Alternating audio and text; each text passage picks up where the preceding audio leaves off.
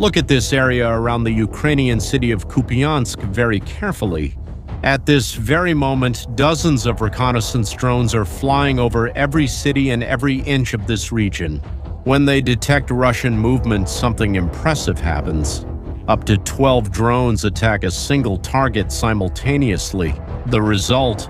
88% of Russian soldiers are destroyed before they reach Ukrainian positions. This is Kupiansk's robotic kill zone, unprecedented in warfare history.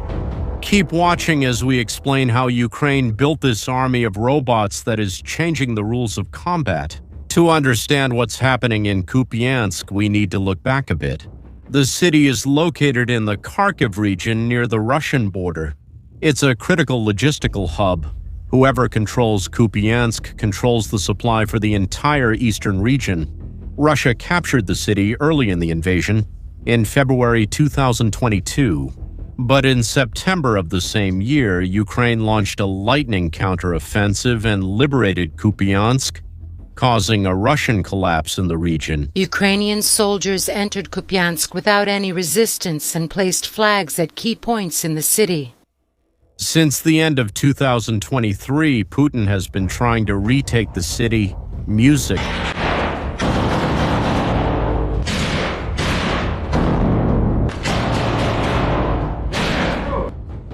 the attacks intensified throughout 2024 and continue to this day.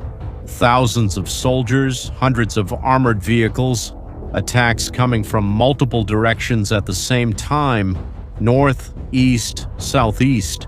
The goal is, of course, to recover the logistical hub lost in 2022, but something changed in May 2025.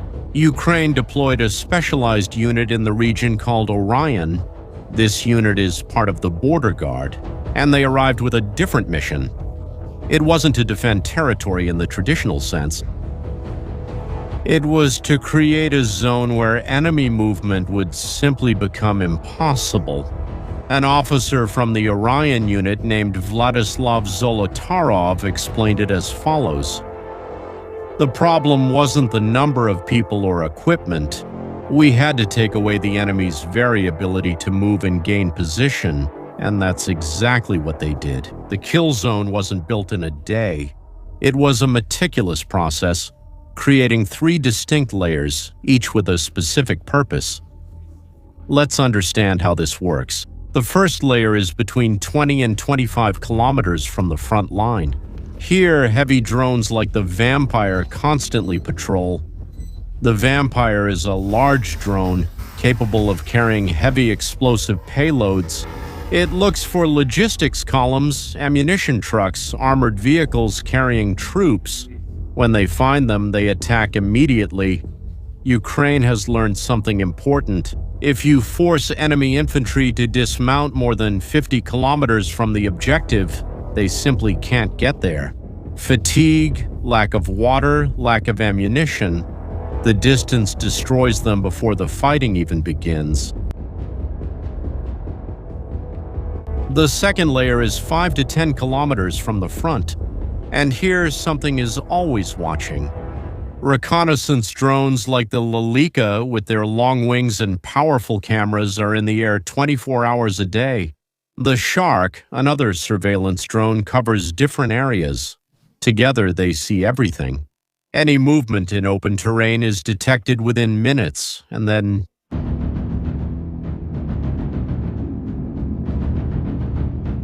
the swarms arrive. These are first-person view drones. First-person view stands for first-person view. The pilots control these small drones as if they were flying inside them.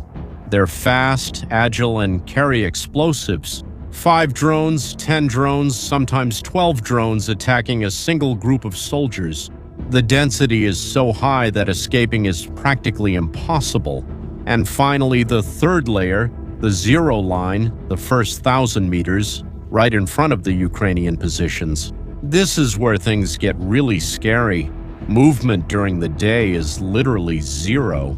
The saturation of drones is total. Mines, barbed wire, anti-tank obstacles, and drones waiting for any sign of life. It's in this three-layered architecture that 88% of Russian forces are destroyed before they even get close to. But the numbers alone don't tell the whole story.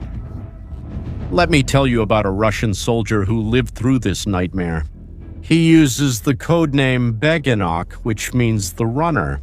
His job was to guide Russian assault groups through the death zone, find paths between the minefields, and avoid the areas most watched by drones. It was a suicide mission, and Beginok knew it. He completed 3 missions. In the first mission, all the soldiers in the group were killed, only he survived. The exact same thing happened on the second mission. All dead, he alone came back alive. On the third attempt, Beginok was leading another group when the drones arrived. Once again, everyone was eliminated, everyone except him, but this time Beginok made a decision. He saw a Ukrainian drone hovering above him and did something that had never happened before in the history of the war. He surrendered to the drone, not to a soldier, but to a machine. He raised his hands, waved a white cloth, and waited for someone somewhere to be watching and decide to spare him. And that's exactly what happened. Beginok's story shows something fundamental. The constant presence of drones creates a kind of psychological pressure unlike anything that ever existed with artillery. You have moments of silence between the drone strikes, but the buzzing is always there. The presence of...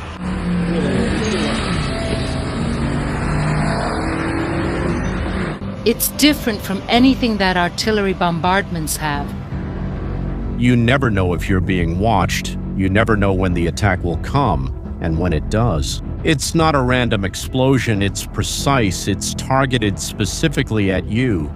But here's the problem. The Russians can't just give up, they need to find a way through, and they found something that seemed impossible to detect. Near Kupiansk, the Russians discovered an abandoned gas pipeline, an ammonia pipe that runs under the Oskil River, 15 kilometers long, and they had an idea. What if we could use this tunnel to completely bypass the drones? They adapted the inside of the pipe, built carts with wheels to transport ammunition. Some soldiers even used electric scooters inside the tunnel to move faster while crouching. Imagine the scene. Russian soldiers on electric scooters traveling through a dark underground pipe, thinking they've found the perfect solution. It seemed brilliant, a covered highway straight to the Ukrainian rear, but Ukrainian intelligence found out. They got the pipeline maps, identified all the exits, every ventilation shaft, and waited. In January 2026, about 50 Russian soldiers entered the pipeline. They thought they were safe, protected from the invisible drones, but when they started to emerge at the exits, Ukraine was waiting.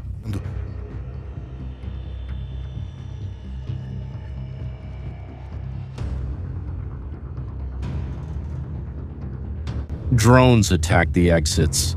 Demolition charges collapsed entire sections of the pipe. Approximately 40 Russian soldiers died, many trapped, many suffocated. The tunnel that was supposed to be their salvation became a collective coffin, and it's not just aerial drones. Ukraine is using ground robots in ways no one imagined in an operation called Alphabet. An unmanned ground robot traveled alone for 20 kilometers through contested territory. It carried 12 anti-tank mines. Ukraine, Ukraine. It reached a Russian position and delivered the payload. This ability to project force through ground robots adds another dimension to the kill zone. The Russians now have to worry not only about what comes from the sky, but also about what might be approaching on the ground. This whole system has a very clear strategic objective. The new Ukrainian Defense Minister Mikhail Fedorov announced it publicly in January. By 2026, a frightening goal: 50,000 Russian casualties per month. The math is simple. Russia can recruit about 30,000 contract soldiers per month. If Ukraine can inflict 50,000 casualties per month, that creates a deficit. The Russian war machine starts to shrink month after month, and the robotic kill zones like the one in Kupiansk are the main mechanism to achieve this. Fedorov emphasized that all casualties are verified on video. This is not propaganda, it's accurate operational data, but Russia is also adapting, and quickly.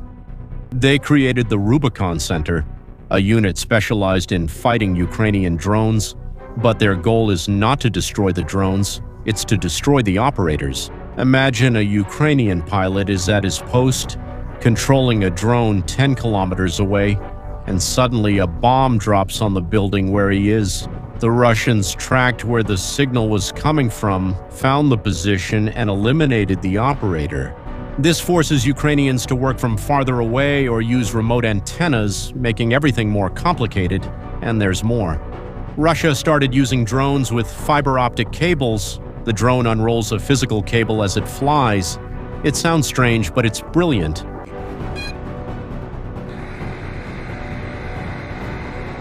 This makes it completely immune to electronic interference. Ukraine can't jam the signal because there's no radio signal. It's a physical connection. The range is limited by the length of the cable, about 10 to 20 kilometers, but within that range, these drones are practically unstoppable. Kupiansk shows what future wars will look like. It's no longer about who has more tanks or more soldiers, it's about who can see the enemy and destroy them. First, who can deny movement to the adversary? Who can turn the battlefield into an environment where human survival is statistically impossible? Ukraine built this in Kupyansk and is now trying to replicate it in other sectors of the front. If they succeed, the math of war changes completely, and Putin will find out that conquered territory is worth nothing if the cost to hold it is unsustainable. And now I want to know your opinion. Do you think that in the future wars will be fought mainly by robots and drones, or will human soldiers still be essential? Leave your answer in the comments, and if you found this video interesting, share it with someone who needs to understand what's happening in Ukraine. Now, subscribe to the channel and turn on notifications so you don't miss the next videos. See you next time.